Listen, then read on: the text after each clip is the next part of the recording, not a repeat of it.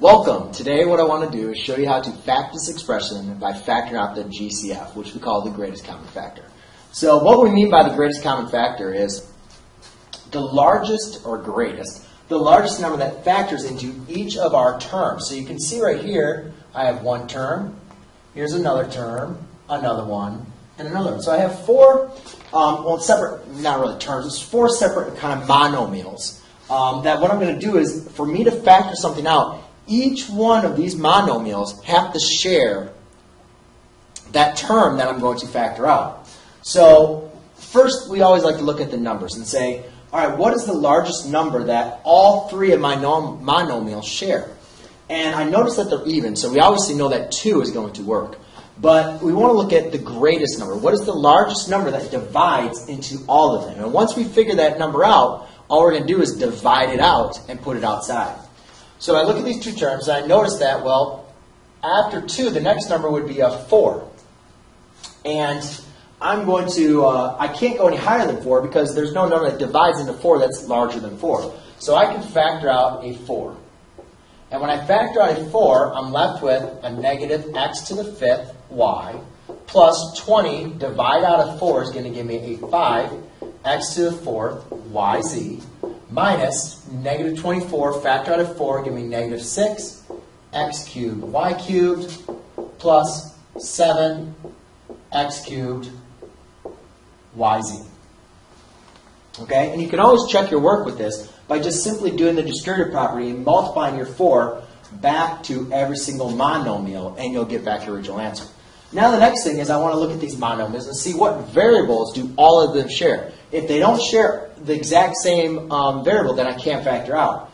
So you notice here I have a z and a z. So you might think, oh, I'd like to factor out a z, right? Well, since this monomial and that monomial do not have a z, you cannot factor it out. So I notice that an x, they all share, and they also all share a y. So I can factor out an x and a y, but what I do is, again, what is the largest power of x and y can I factor out?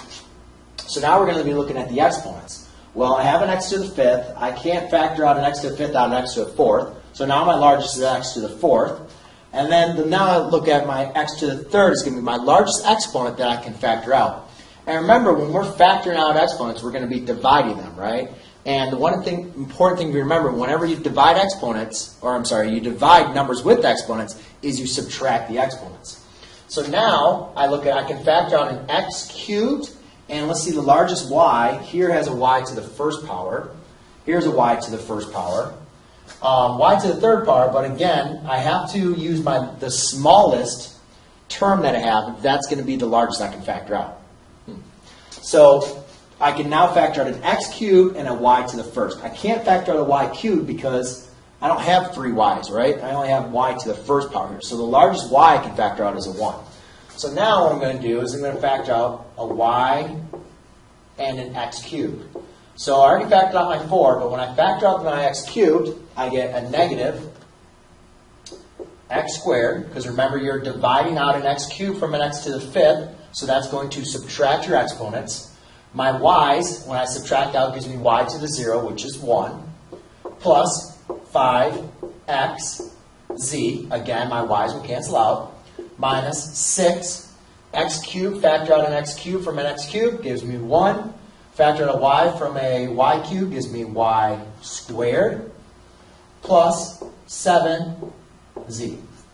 When I factor out an x cubed, I factor out an x cubed from there, I get an x cubed, and I factor out a y, I get a y. So that is going to be my final answer by factoring out the greatest common factor. Thanks.